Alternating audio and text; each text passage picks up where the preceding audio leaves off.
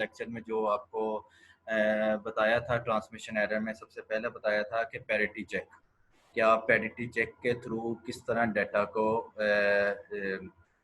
ले सकते हैं, यानी कि आप डिटेक्ट कर सकते हैं। लेकिन एक बात मैं जो प्रीवियस से रिव्यू से बताना चाहूँगा वो ये बताना चाहूँगा, नेक्स्ट स्टेप पर जाने से पहले ये बताऊँगा, एक चीज़ का ख्याल रखिएगा। ट्रांसमिशन एरर में 3 किस्म के जो एरर्स हैं, मैंने जो 3 किस्म के एरर्स बताए, उसमें जो पहला था वो था पैरिटी चेकिंग। अब पैरिटी चेकिंग में ये था, मैंने आपको लास्ट टाइम बताया था कि एक बिट को, यानी कि नंबर्स ऑफ बिट को 1 की फॉर्म में, यानी कि एक बिट की डिटेक्ट करता है ये। जब हम यहाँ पर स्टार्ट ऑफ द बिट और end of this bit stream के साथ सेंड आउट कर देते थे, तो उस हिसाब से ये एक पैरिटी जो बिट है उसको ये साथ कंटिन्यू करता था, उसको चेकआउट करता था, उसको डिटेक्ट करता था। ठीक है। नेक्स्ट में जो हमारे पास नेक्स्ट जो अल्टरनेटिव्स जो डिटेक्शन है स्कीम्स है, ये भी मैं आपको स्टडी आउट करवा चुका हूँ। उसमें चेकसम था। चेकसम जो होता है कि अगर मल्टीपल बिट एरर्स आ रहे हों किसी भी फ्रेम फॉर्मेट में, तब चेकसम का हम रूल अप्लाई करते हैं। ठीक है। अगर एक बिट हो, उसको अपने frame of block of frame में आप जो डाटा सेंड किया हुआ है उसमें आप चेकआउट करते हैं, तो एक किस्म की बिट की डिटेक्शन करना पैरिटी चेकिंग इजीली कर लेता है। लेकिन मल्टीपल एरर्स आए तो वहां पर चेकसम का जो क्राइटेरिया वहां पर फॉल करता है, हम इसको यूज करते हैं। हमें लास्ट टाइम इसकी भी स्टडी कर चुका हूँ कि हमने सीक्वेंस डाटा को सीक्वेंस ऑफ इंटीजर के तौर पर लिया जाता है। ठीक है। चेकसम हम स्टडी आउट कर चुके हैं। उसके बाद जो थर्ड है ट्रांसमिशन एरर, जहां से आज का लेक्चर हमने स्टार्ट करना है। प्रीवियस जो मैंने आपको बताए वो ट्रांसमिशन एरर्स के 2 पॉइंट थे। फर्स्ट 2 पॉइंट थे, एक था पैरिटी चेकिंग, जिसमें हम एक बिट के एरर को डिटेक्ट कर सकते हैं, 1 बिट एरर डिटेक्ट कर सकते हैं 1 टाइम में। तो उसके बाद जो सेकंड था वो चेकसम का, जिसमें एक से ज्यादा अगर एरर आ जाए तो डिटेक्शन करनी हो, और तब आपका चेकसम का रूल वहां पर एप्लीकेबल होता है और वो अप्लाई होता है। थर्ड वन है cyclic redundancy check, CRC। More detail, ये वो साइकिल है ट्रांसमिशन एरर का, ये वो साइकिल है जिसमें पैरिटी चेकिंग और चेकसम से भी ज्यादा डिटेल में अगर एरर फॉर्म हो, आपके फॉर्मेशन हो आपके किसी भी सेंडिंग पॉइंट ऑफ व्यू से ट्रांसमिशन के तौर पर, तो ये वो साइक्लिक रिडंडेंसी चेक वहां पर एप्लीकेबल होता है। मल्टीपल बिट एरर्स हों और चेकसम से भी ज्यादा एरर डिटेक्शन जहां पर करनी पड़ जाए, वहां पर CRC का कॉन्सेप्ट आ जाता है। I hope you understand. इस CRC में हम नंबर्स ऑफ एरर को, ज्यादा से ज्यादा नंबर्स ऑफ एरर को डिटेक्ट कर पाते हैं, और इसके CRC के हार्डवेयर को भी साथ हम कंटिन्यू करते हैं। ये ये बताइए क्यों इतना इसकी इंपॉर्टेंस है, क्यों इसलिए इसकी इंपॉर्टेंस है कि ये ज्यादा कम्प्लेक्स नहीं है। वांशिक, अदर जो दूसरी टेक्निक से इसकी जो कम्प्लेक्सिटी है वो कम है, एक बात। इसलिए ये बिग रीजन है कि मोस्ट पॉपुलेटेड है ये CRC। सेकेंड में इसमें करते क्या है, इसमें हम इसको ट्रीट करते हैं कि हाँ, इसमें जो हमारा मैसेज है उसको पॉलिनोमियल के तौर पर हम यूज करते हैं। अब ये पॉलिनोमियल जब आपको मैं डिटेल में बताऊंगा फिर आपको समझ लगेगी कि जब हम इस स्पेसिफिक पॉलिनोमियल की तरफ एग्रीड हो जाते हैं और ट्रांसमीटर साइड पर इसको सेंड कर देते हैं स्पेसिफिक पॉलिनोमियल को, तो वो क्या करता है कि जैसे डिवीजन नहीं करते, डिवीजन करते हैं मॉड्यूलर को, आप डिवीजन के साथ डिवाइजर के साथ जब भी आप मल्टीप्लाई करते हैं तो एंड पर आपके रिमाइंडर बच जाता है। अब डिवीजन करने के बाद जो आप मॉड्यूलर टू डिवीजन करने के बाद वो स्पेसिफिक पॉलिनोमियल को जब मॉड्यूलर का डिवीजन रूल अप्लाई करते हैं, तो उसके बाद जो आपके पास इंफॉर्मेशन यानी कि रिमाइंडर आता है, उस रिमाइंडर को ट्रांसमिट कर देते हैं ट्रांसमिशन साइड पर। बात जरा गौर कीजिएगा। नंबर ऑफ बिट में हम जो पैरिटी चेकिंग में थे, हम start of the bit and of the bit साथ लगा कर भेज देते थे, तो हमें पता लग जाता था कब आ रहा है डाटा एसिंक्रोनस में और कब इसकी एंडिंग हो रही है। पैरिटी चेकिंग में नंबर 1 एक बिट को डिटेक्ट करने की निशानदेही इस तरीके से होती थी। चेकसम में हम उसकी सीक्वेंस ऑफ डाटा को इंटीजर के तौर पर सेंड करते थे, तो उसमें जो है हमें data find out, multiple address find out करने में प्रॉब्लम जो है वो सॉल्व हो जाती है। लेकिन CRC में जो डिवीजन करने के बाद जो बाकी रिमाइंडर बच जाता है, अगर 1 बच गया या कुछ समथिंग बच गया तो समझे किसी किस्म का एरर है। लेकिन अगर वो उसके बावजूद आपका आंसर 0 आ जाए तो 0 आप जब सेंड करते हैं, ट्रांसमीटर साइड पर सेंड करते हैं, तो रिमाइंडर जो है वो आप रिमाइंडर सेंड करते हैं। ये बात याद रखेंगे कि जो रिमाइंडर बच जाता है वो आप सेंड करते हैं रिसीवर साइड की तरफ। जब रिसीवर साइड की तरफ वो आप सेंड करते हैं तो इससे ये होता है कि आंसर अगर 0 हो, रिसीवर साइड पर वो दोबारा इसकी कैलकुलेशन करता है। तीनों फॉर्म में, पैरिटी चेकिंग में भी, चेकसम में भी और सीआरसी में, ये इनकी दोबारा अगेन जो है रीट्रांसमिशन को चेकआउट करते हैं। अगर आंसर विल बी सेम तो then accepted, otherwise rejected, and may be उसको ये कह दिया जाए कि आपकी ट्रांसमिशन जो है रीट्रांसमिशन करें, अपना डाटा दोबारा, ये वाला फलान डाटा दोबारा सेंड करें।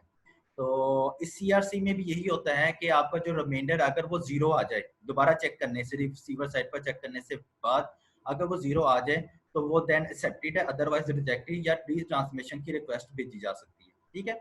इसमें जो प्रॉब्लम है, how can a network system detect more error without increasing the amount of information in each packet. ये क्वेश्चन अराइज हुआ, अगर एक से ज्यादा एक पैकेट में, पैकेट की इंफॉर्मेशन में विदाउट इंक्रीजिंग मोर डिटेक्ट एरर्स आ जाएं तो तब कौन सा नेटवर्क इस्तेमाल करना चाहिए? तो तब नेटवर्क इस्तेमाल करना चाहिए सीआरसी का। ठीक हो गया, ये मैं आपको पहले बता चुका हूँ। तो सीआरसी में आपको यही क्या कि आपका कॉन्फिगरेशन पॉलिनोमियल के तौर पर आपका मैसेज सेंड होता है और उसको as a polynomial, special polynomial के तौर पर यूज कर ली जाती है। जैसे कि मैंने आपको बताया कि ये ट्रांसमीटर जो है रिमाइंडर एज सीआरसी के गुड एरर डिटेक्शन प्रॉपर्टीज को लेता है और इसके साथ easy to implement hardware point of view से इसकी जो इंपॉर्टेंस है, इसके जो एडवांटेजेस है वो ये आपको ये मेंशन है। नेक्स्ट में आपके पास हार्डवेयर के कुछ दो कंपोनेंट्स है जिसकी बेस पर अब वर्किंग करेंगे हम। वो दो पार्ट्स कौन से हैं? पहला पार्ट है शिफ्ट रजिस्टर, ये हार्डवेयर कंपोनेंट्स हैं। दूसरा पार्ट है एक्सक्लूसिव और यूनिट, जो XOR भी कहते हैं। ये वो पॉइंट है जो आपने गेट्स में भी पढ़ा हुआ है। तो सबसे पहले कंटिन्यू करते हैं इनको, वन बाय वन कंटिन्यू करते हैं। जैसे कि एक्सक्लूसिव, आप जैसे कि आपको इमेज पे नजर आ रहा है कि इसकी कैलकुलेशन कैसे की जाती है। इसकी कैलकुलेशन करने का मकसद ऐसा होता है कि आपके पास जो 0 बिट अगर दोनों की फॉर्म में 0 हो तो आपकी आउटपुट भी एक्सक्लूसिव फॉर्म में 0 होती है, यानी कि कुछ डाटा सेंड नहीं हुआ तो आउटपुट भी 0 है। और अगर किसी तरफ से भी डाटा आ गया, एक तरफ से भी आ गया, तो वो ऑटोमेटिकली आपके आउटपुट को 1 कर देगा। अंडरस्टैंड? उसके बाद आपके पास अगर ए की फॉर्म में 0 1 आ जाए तो भी एक्सेप्ट होगा, 1 कंटिन्यू होगा। और अगर दोनों में से बी की फॉर्मेशन में अगर आपके पास आ जाए, कोई डाटा सेंड हो जाए, 1 है कि डाटा सेंड हुआ है, 0 नो डाटा, तो उस केस में भी आपके पास ये आउटपुट है। ठीक है। आप इनपुट अगर इस फिगर के साथ, इस इमेज के हिसाब से अगर आप देखा जाए तो आपकी आउटपुट अगर ए सेंड करते हैं किसी तरफ से या बी सेंड करते हैं तो आउटपुट उसके मुताबिक होती है। और एक्सपीरियंस से आपको बता दिया कि उसकी आउटपुट कैलकुलेशन इस तरह होती है। ये था एक्सक्लूसिव आर। नेक्स्ट था इसके साथ जो हमारा शिफ्ट रजिस्टर। अब शिफ्ट रजिस्टर में क्या होता है?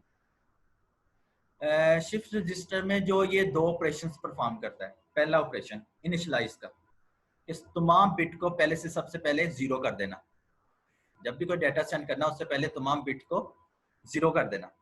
सेकंड पर फिर उसके मुताबिक जो बिट आपने सेंड करनी है, जो आपने आगे ट्रांसमिट करनी है, वो आपने शिफ्ट कर देना। शिफ्ट का मतलब है मूव कर देना आगे की तरफ। तो जब आप मूव कर देते हैं और to the left one possible one position पर, लेफ्ट की तरफ आप राइट से लेफ्ट की तरफ आप पुश करते हैं। जैसे कि यहाँ पर इमेज में आपको शो है नंबर 1 के हिसाब से कि आप 1 को शिफ्ट करने की कोशिश करें। आपके पास पहले डाटा ये मौजूद है 0 1 1 0 1। आउटपुट वैल्यू आपकी 1 के तौर पर जब आप पुश करते हैं तो ये 1 जब एंटर होगा तो यहाँ से लास्ट वाला 1 बाहर निकलेगा। ये जो स्क्रीन पर आपको नजर आ रहा है ये उस केस के तौर पर है, जब आप आपके पास पहले क्या मौजूद था और आप क्या चीज एंटर करना चाहते हैं। इसी तरह आगे डाटा आगे मूव कर जाता है। जो जो 0 अगर यहाँ पर था तो यहाँ पर आ जाएगा, 1 स्टेप आगे चले जाएंगे डाटा सारे। इसी तरह अगर सेकंड शिफ्ट रजिस्टर को देखा जाए कि हमने 1 पुट कर दिया था, जैसे ही 1 पुट किया था देखें 1 आया, ये वाला 1 यहाँ पर अब पुट हो चुका है, इसीलिए उसका जो कलर भी चेंज है। तो 0 1 1 और ये जो लास्ट पर 0 था ये अब वहां से रिमूव होगा जब ये इसको समझे ना रिमाइंडर, ठीक है। अगर रिमाइंडर आपके पास 0 बच रहा है तो आपका डाटा एक्सेप्टेड है, और अगर किसी किस्म की कोई वायलेंस है और डाटा चेंज हो जाता है तो फिर उस केस में आपके पास ये कह सकते हैं कि किसी किस्म की वायलेशन है, इसलिए अपने डाटा को दोबारा री ट्रांसमिट करें। ये थे सीआरसी का कॉन्सेप्ट।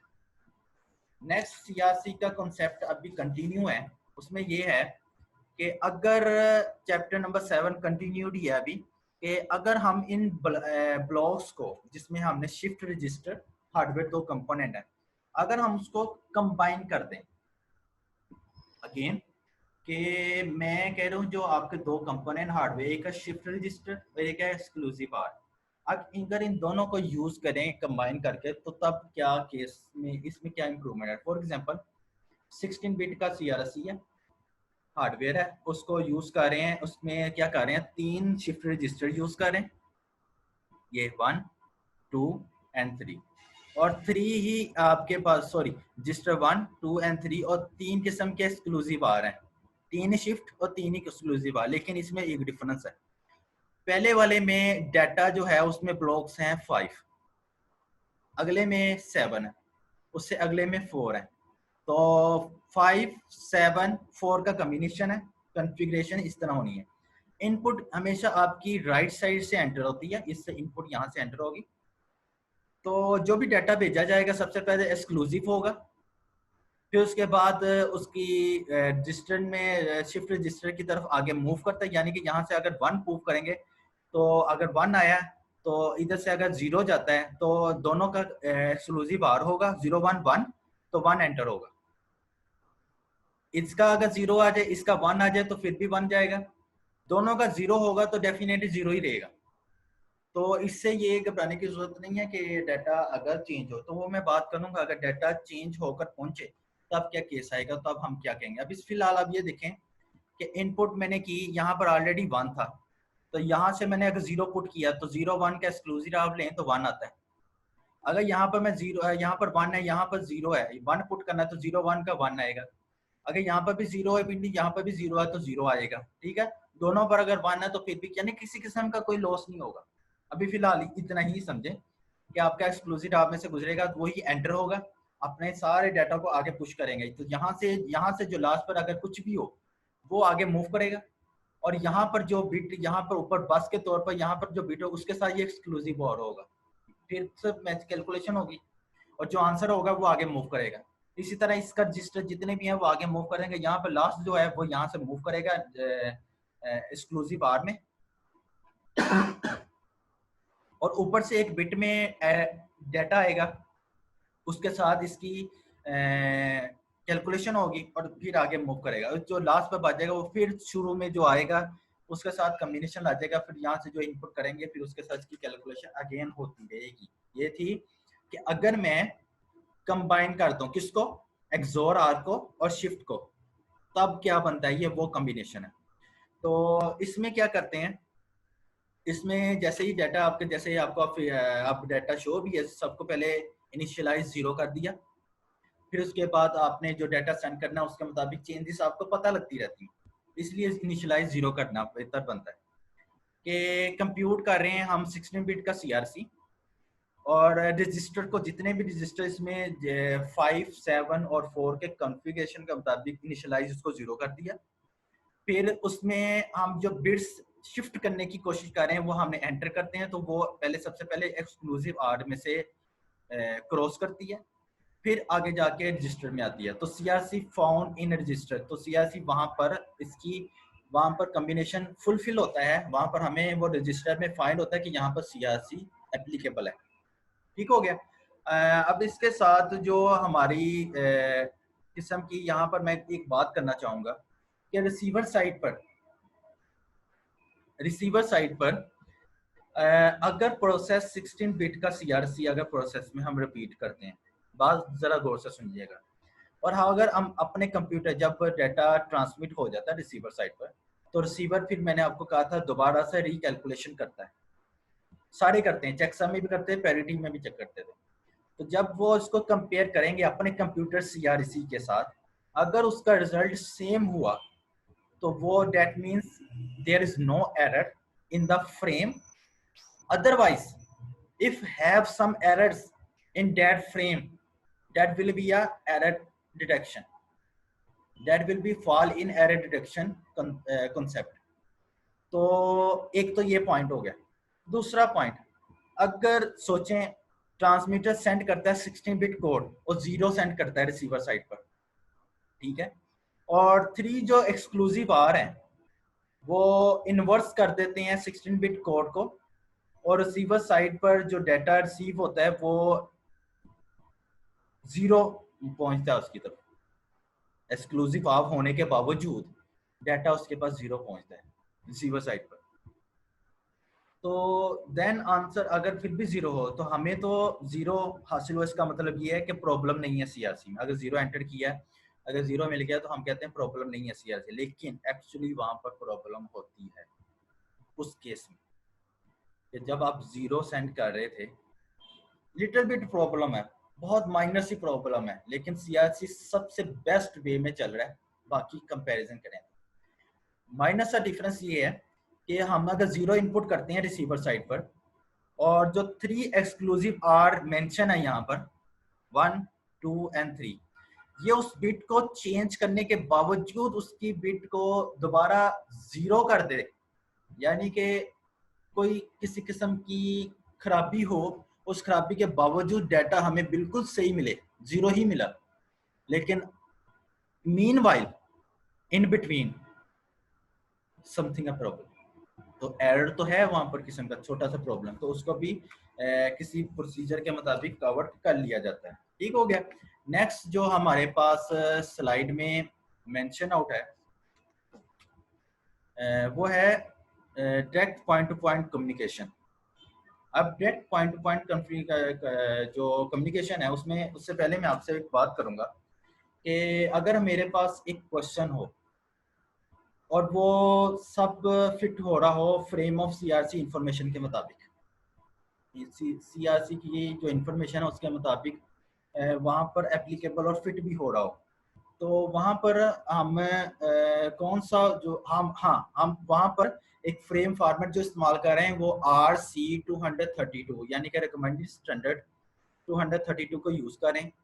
और वहाँ पर कंट्रोल करैक्टर जो कि मैंने पैरिटी चेकिंग में आपको बताए थे, start of the bit SOH, and of the bit EOT। तो क्वेश्चन ये है कि सीआरसी तब भी कंट्रोल कर पाएगा इसको, उस पर क्या करैक्टर, तब भी अगर ये करैक्टर इन्वॉल्व हो जाए तो तब भी किसी किस्म की डिटेक्शन एरर में किसी किस्म का कोई प्रॉब्लम तो नहीं आएगा। ये क्वेश्चन अराइज हुआ। आंसर इसका ये है, सवाल दोबारा सुन लें अगर नहीं समझ लगी तो, कि आपके पास अगर क्वेश्चन है तो वह आपके जो भी फ्रेम फॉर्मेट था, आपको कुछ भी डाटा सेंड किया है, वहां पर आपने चेकअप किया, पैरिटी चेकिंग चेकसम या सीआरसी, वहां पर सीआरसी की इंफॉर्मेशन सारी फिट हो रही है, ठीक है। और ये भी कि आप स्पेसिफिक करैक्टर कौन सा इस्तेमाल कर रहे हैं, फ्रेम फॉर्मेट इस्तेमाल कर रहे हैं RS232 का, और उसमें स्टार्ट ऑफ द बिट और एंड ऑफ द बिट के कंट्रोल करैक्टर्स भी मौजूद हैं। तो वहां पर बताइए सीआरसी कैसे अपना काम कंटिन्यू करेगा। अच्छा, आंसर इसका ये है कि सीआरसी के पास चेकसम के अलावा बहुत सारे ऐसे एजेस होते हैं जिसको वो कवर कर सकता है, यानी कि चेकसम से बियॉन्ड है ये सीआरसी, इसकी स्पेसिफिकेशन उससे बेटर है।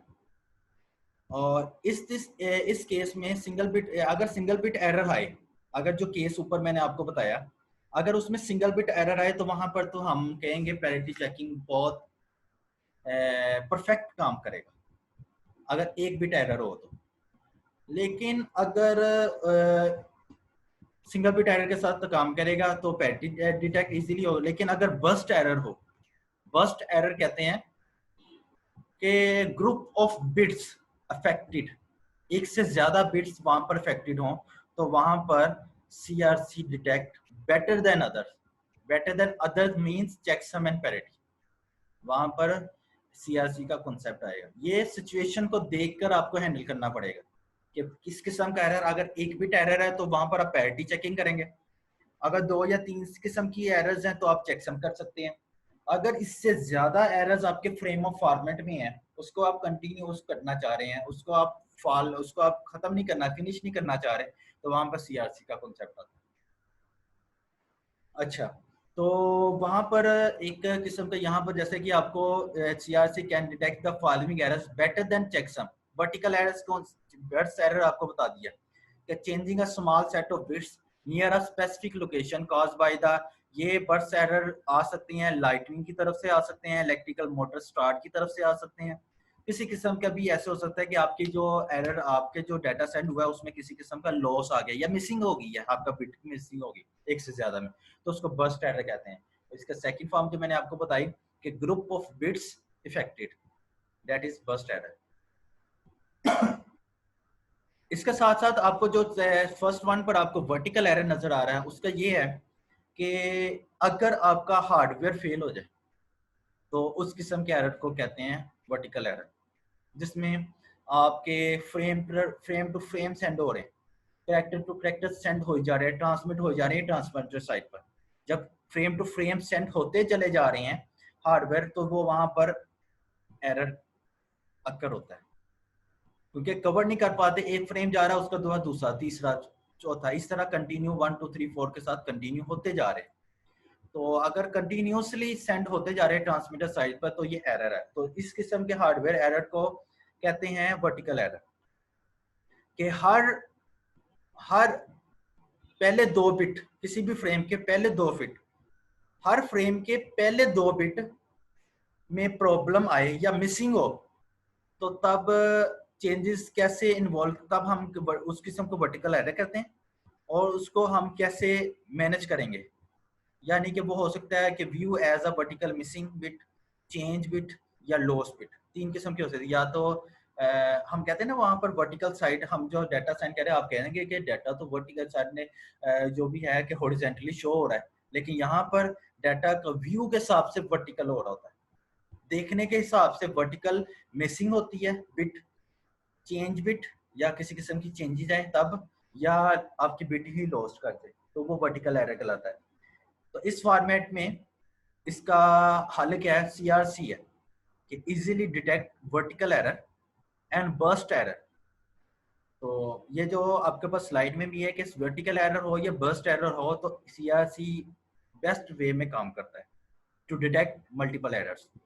That's why it is the include in the control characters. तो ये अगर कंट्रोल भी हो तो हम इसको कैसे कंटिन्यू कर सकते हैं वो आपको मैंने मेंशन आउट कर दिया।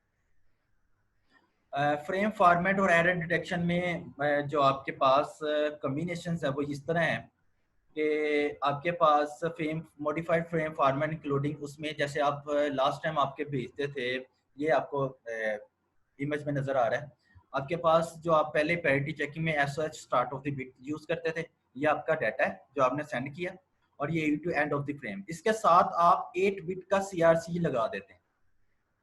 इसके साथ अगर आप ऐड कर देते फ्रेम फॉर्मेट में, तो ऐड करने से क्या होता है, मॉडिफाइड कर देते हैं अपने फ्रेम फॉर्मेट को इंक्लूडिंग द सीआरसी। ये पॉइंट क्लियर हो गया आपका। तो उसमें जो एरर्स आता है फ्रेम में, टिपिकली कॉजेस जो रिसीवर साइड पर होते हैं, या तो रिसीवर उसको डिस्कार्ड कर देता है, या फिर अदर केसेस में उसको सीआरसी के थ्रू उसको उसकी कैलकुलेशन करने के उसका डाटा फाइंड आउट कर लिया जाता है। अब इसको डिटेल फॉर्म में बताता हूँ कि कैसे। जैसे यहाँ पर आपको नजर आ रहा है कि सीआरसी साथ में अटैच होकर सेंड हुआ, यानी कि रिमाइंडर के तौर पर, जो शिफ्ट रजिस्टर रिमाइंडर के तौर पर सेंड होता है। तो इस केस में क्वेश्चन कुछ क्वेश्चन और आंसर हैं जिनके आंसरिंग क्यूरीज अबाउट सीआरसी के अगेंस्ट स्टार्ट अराइज होते हैं। वो ये है कि बाइट स्टफिंग सीआरसी में,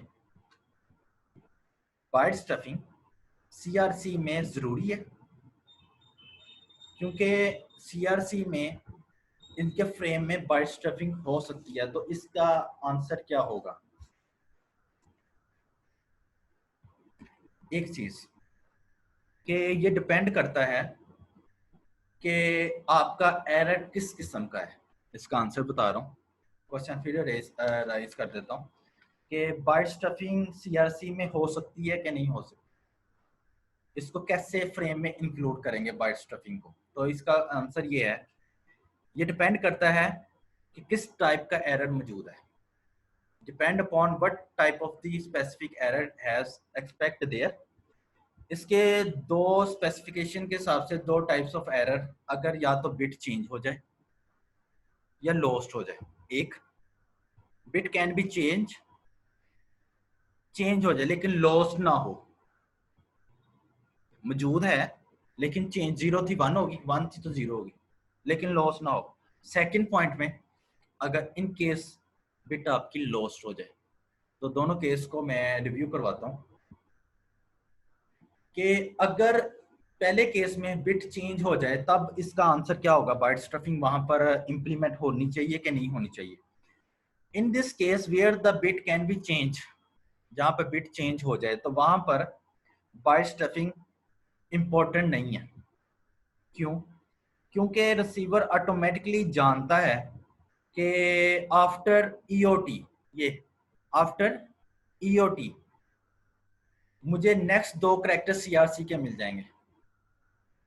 जब दो नेक्स्ट करेक्टर सीआरसी के मिल जाएंगे तो इसके साथ सीआरसी क्या करेगा, वो अगर इस किस्म के एरर्स मौजूद हुए या चेंज हुए, ये सीआरसी दो करेक्टर को पास आउट करेगा और जो थर्ड करेक्टर है वो एसओएच के साथ जोड़ देगा, आपका फ्रेम फॉर्मेट कंटिन्यू हो जाएगा। इसको मैं डिटेल फॉर्म में, इसको मैं नेक्स्ट लेक्चर में और डिटेल से बताऊंगा। आज का लेक्चर हम यहीं पर वाइंड अप करते हैं, हम यहीं से स्टार्ट करेंगे, इसी क्वेश्चन को अगेन हम कंटिन्यू करेंगे अगले लेक्चर में।